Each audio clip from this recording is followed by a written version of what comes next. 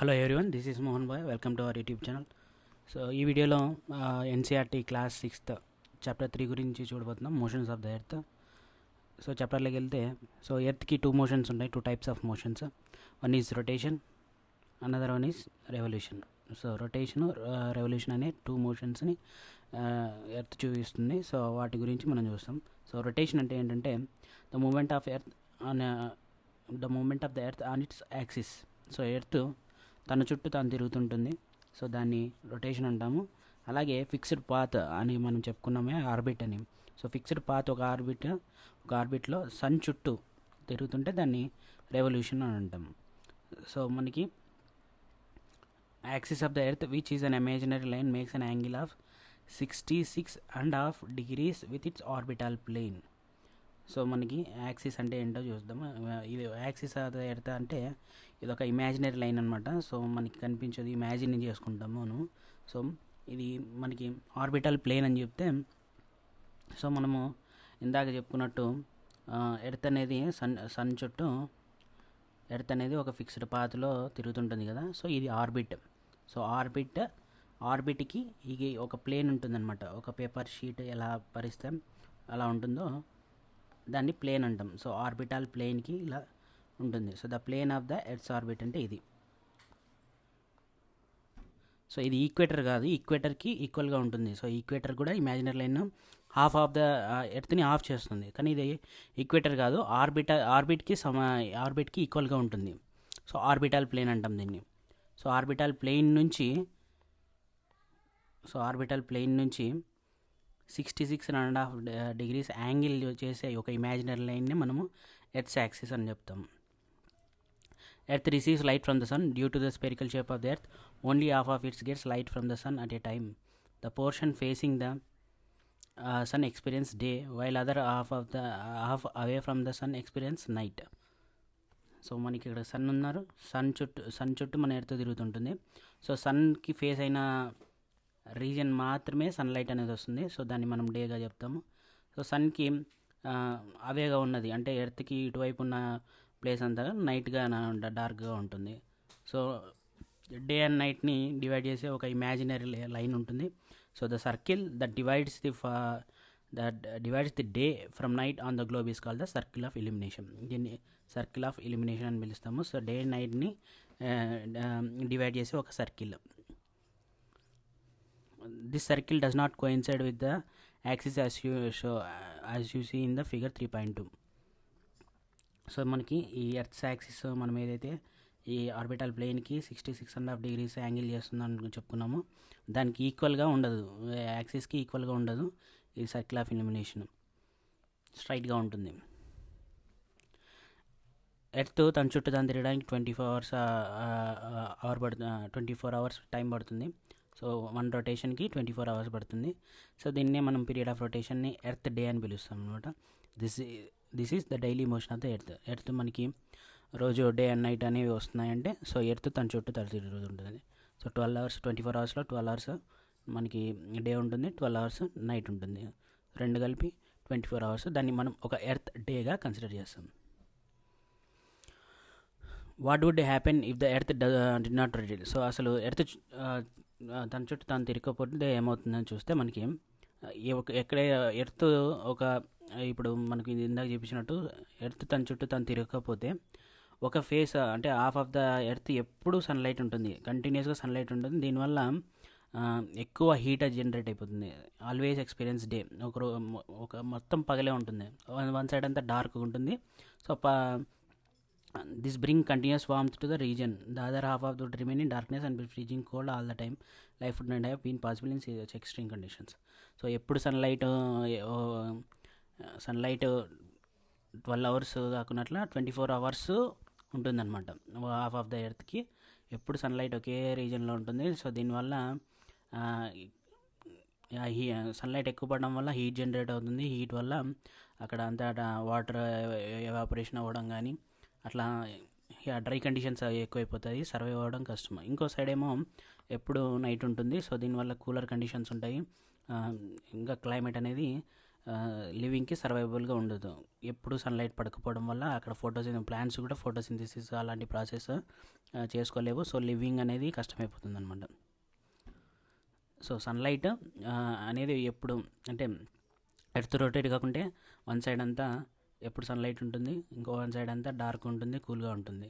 So దానివల్ల life అనేది exist అయ్యే ఎక్స్ట్రీమ్ కండిషన్స్లో ఎగ్జిస్ట్ అవ్వదు అనమాట. Next second motion of the earth గురించి చూద్దాం. సో సన్ చుట్టూ భూమి తిరుగుతుంటుంది. సో దాన్ని మనము రెవల్యూషన్ అని పిలుస్తాం. సో ఒక రెవల్యూషన్కి 365 1/4 డే పడుతుంది. అంటే 6 hours, 365 days 6 hours పడుతుంది. We consider a year consisting 365 days only and ignore the 6 hours for the sake of convenience. So మనం 365ని ఇంక్లూడ్ చేసుకుంటాము, మిగిలిన 6 hours పక్కన పెడతాం. సో మిగిలిన 6 hours మళ్ళీ నెక్స్ట్ ఇయర్, ఇది ఫస్ట్ ఇయర్ అనుకోండి, సెకండ్ ఇయర్లో మళ్ళీ 6 hours మిగులుతాయి 365 days కన్సిడర్ చేసుకుంటే. నెక్స్ట్ థర్డ్ ఇయర్లో 6 hours, 6 hours, second year 6 hours, third ఇయర్లో 6 hours, ఫోర్త్ ఇయర్లో 6 hours. ఈ 3 years యొక్క 6 hours కలిపి ఫోర్త్ ఇయర్లో ఇంక్లూడ్ చేస్తే 1 day అవుతుంది, 360 days అవుతుంది. దాన్ని లీప్ ఇయర్ అని చెప్తాం అనమాట. లీప్ ఇయర్గా కన్సిడర్ చేసుకుంటాం. సో ఎవ్రీ 4 yearsకి 1 లీప్ ఇయర్ అనేది వస్తుంది. 6 hours saved every year are added to make 1 day over a span of 4 years. The surplus day is added to the month of February. So ఫిబ్రవరిలోన previous 3 years యొక్క 6 hours మనము fourth ఇయర్లో ఫిబ్రవరిలో add చేసుకుంటాం. ఫిబ్రవరికి 29 days అవుతాయి. అప్పుడు 28 + 1 28, ఫిబ్రవరి 28 days ఉంటాయి, +1 add అవుతుంది లీప్ డే. సో 29 days ఫిబ్రవరికి అవుతుంది ఆ మంత్. సో ఆ ఇయర్ని లీప్ ఇయర్ అని పిలుస్తాం. 365 + 1 day లీప్ ఇయర్. సో మనకి ఈ ఫిగర్లో కనిపిస్తున్నట్టు ఎర్త్ అనేది స్పెరికల్లా కాకుండా ఎలిప్టికల్ ఆర్బిట్లో సన్ చుట్టూ తిరుగుతుంటుంది. A year is usually divided into summer, winter, spring and autumn seasons. Seasons change due to the change in the position of earth around the sun. So మనకి seasons ఎందుకు వస్తున్నాయంటే sun చుట్టూ earth తిరుగుతుంది కాబట్టి different పొజిషన్లో ఉన్నప్పుడు different seasons అనేవి వస్తాయండి మనకి. 21st June northern hemisphere is tilted towards the sun. The rays of the sun fall directly on Tropic of Cancer. As a result, these areas receive more heat.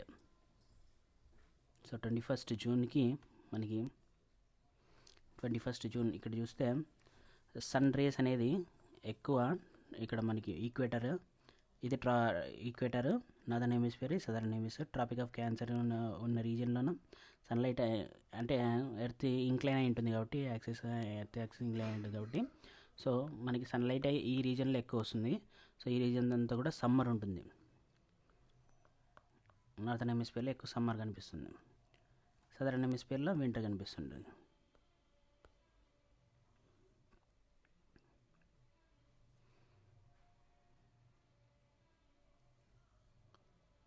అలాగే poles దగ్గర difference ఉంటుంది. ఎందుకంటే మనం previous ఎలిజన్లో చెప్పుకున్నాము.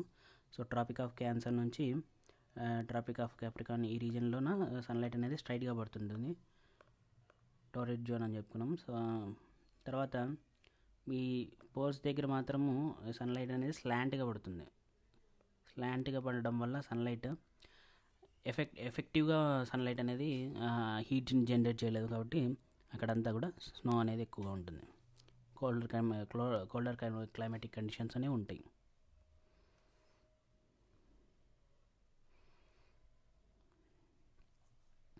Next large portion of northern hemisphere is getting light from the sun. It's summer in the region. So northern పోర్షన్లో ఎక్కువ sunlight వస్తుంది కాబట్టి నార్థన్ హెమిస్ఫియర్లో ఈక్వేటర్కి నార్త్ సైడ్ ఉన్నదంతా సో అక్కడ సమ్మర్ ఉంటుంది. మిగతా సైడ్ అంతా కూడా షార్టర్ నైట్ అంతా కూడా 21st June. ఇక్కడ 21st June రోజు లాంగెస్ట్ డే ఉంటుంది. ఎందుకంటే అక్కడ మ్యాక్సిమం సన్లైట్ అనేది ఎక్కువ ఉంటుంది కాబట్టి 21st June లాంగ్ సన్లైట్ ఎక్కువగా ఉంటుంది. ఎక్కువ మిగిలిన డేస్ అన్నిటికన్నా పోలిస్తే సన్లైట్ అనేది ఎక్కువసేపు ఉంటుంది. At this time in the southern hemisphere all these conditions are reversed. It is winter season there.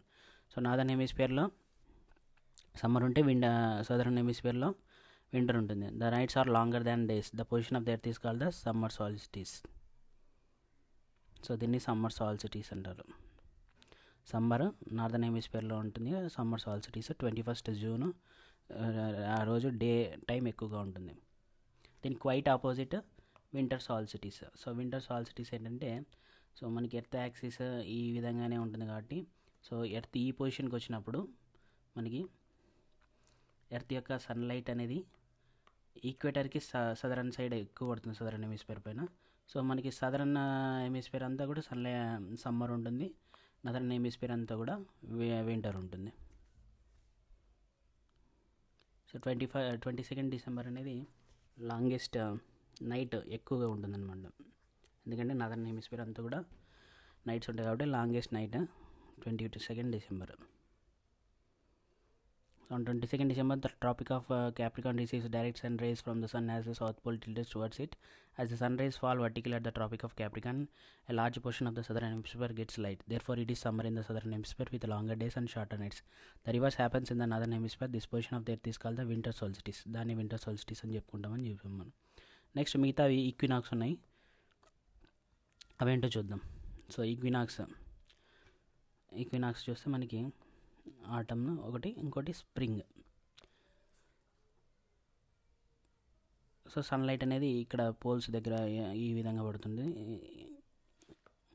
ఈ విధంగా పడుతుంది అనమాట. సో ఇక్కడ ఆటమ్ సీజన్ వస్తుంది 23rd డిసెంబర్ అప్పుడు ఈక్వినాక్స్ వచ్చినప్పుడు ఆటమ్ సీజన్ ఇది. అలాగే మార్చ్లో వస్తే ఈక్వినాక్స్, దాన్ని స్ప్రింగ్ సీజన్ కన్సిడర్ చేస్తాం.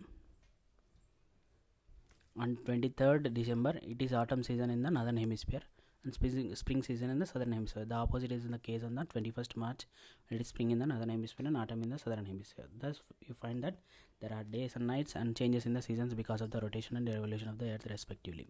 So, మనం ఈ చాప్టర్ అంతా కూడా స్టార్ట్ చేసి చెప్పాలంటే మనకి 2 మోషన్స్ ఉంటాయి, rotation, revolution. So rotation earth తన చుట్టూ తిరగడానికి 24 hours టైం పడుతుంది. సో ఎర్త్ సన్ చుట్టూ తిరగడానికి 365 అండ్ 6 hours టైం పడుతుంది. సో మనకి ఎర్త్ తన చుట్టూ తను తిరగకపోతే వన్ సైడ్ మొత్తం కూడా డే ఉంటుంది, ఇంకో సైడ్ నైట్ ఉంటుంది. సో హార్ష్ క్లైమాటిక్ కండిషన్స్ వల్ల లైఫ్ సస్టైన్ అవ్వదు. రెవల్యూషన్ జరగకపోతే సీజన్స్ అనే ఫార్మేషన్ అనేది జరుగుతుంది. సీజన్స్ మనకి నార్దర్న్ హెమిస్ఫియర్లోన సమ్మర్ సాల్స్టిస్లో నార్దర్న్ హెమిస్ఫియర్లో సమ్మర్ ఉంటుంది, సదరన్ హెమిస్ఫియర్లో వింటర్ ఉంటుంది. అలాగే ఇక్కడ కూడా సదరన్ హెమిస్ఫియర్లోన ఇక్కడ వింటర్ సాల్స్టిస్లో వింటర్లో నార్త్లో వింటర్, నార్దర్న్ హెమిస్ఫియర్లో వింటర్ ఉంటుంది, సదరన్ హెమిస్ఫియర్లోన సమ్మర్ ఉంటుంది. క్వైట్ ఆపోజిట్ అనమాట, సమ్మర్ సాల్స్టిస్కి వింటర్ ఆపోజిట్. ఇవి ఈక్వినాక్స్, ఈ పోల్స్ పైన సన్లైట్ అనేది పడుతుంటుంది. 23rd డిసెంబర్ వస్తే స్ప్రింగ్ సీజన్, 21st మార్చ్ వచ్చే ఈక్వినాక్స్ అప్పుడు స్ప్రింగ్ సీజన్, ఇది atom season. Thanks for watching. Do subscribe to my channel. Next వీడియోలో మళ్ళీ కలుద్దాం.